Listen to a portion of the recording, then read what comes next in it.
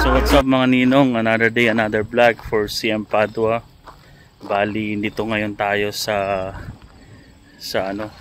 Hoosier Classic. Ayan o. Kung nakikita nyo, ayun yung loft. Ayan. Yung mga loft dito. Yung malaki na yan, may green na na bubong. Yan yung loft dito sa Hoosier. Ayan, doon nakapansin nyo. Ayan o, ayan natin.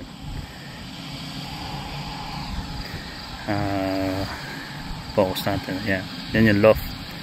Tapos, kaya nandito ako kasi nagbayad tayo ng dami natin binayaran mga ninong. Nagbayad tayo ng perch fee. Dito tayo sa Hoosier Classic. At yun nga, every year tayo nandito na babayad ng activation. At sana'y awa ng Diyos makadali din tayo ng magandang premyo dito sa Hoosier Classic. $1 million race to na paano to? Ang premyo niya is 1.3. Kung di ako nagkakamali, 1.325. 1,325,000 ang premyo. Dollars Nag-uusapan natin dollars. This is sa pinakamalaking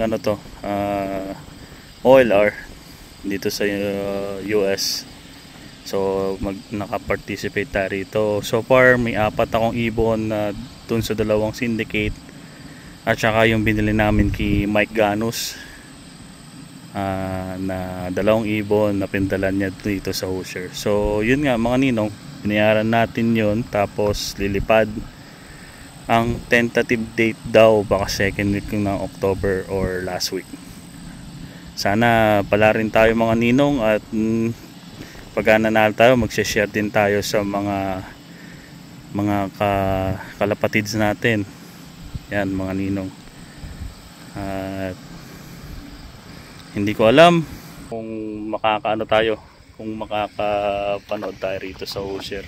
Sana makabalik ako rito sa Hoosier ngayon. Kasi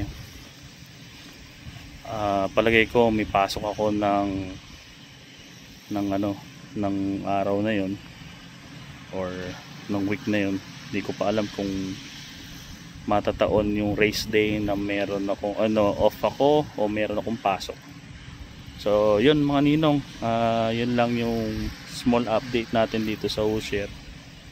At every taon naman nagpupunta tayo rito pagka yung magbabayad ng activation. Kaya lang wala akong kasama ngayon, dala ko lang mag-isa. Si Kuya Neil may ginagawa, hindi pwedeng pumunta. Usually kasama ko si Boss Rico din dito. Ayan, si Boss Rico tsaka si Kuya Michael San Juan. Ayan.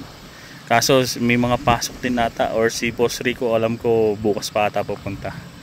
Hindi ako wala akong ginagawa sa bahay. Sabi ko ako lang magdadala ng natin purge na activation. So yun lang mga ninong yung ating maikling video rito sa Hoosier Classic. At sana pala rin tayo na kahit may konting panalo at papano. So yun lang mga ninong, at maraming salamat sa panood. Peace mga ninong.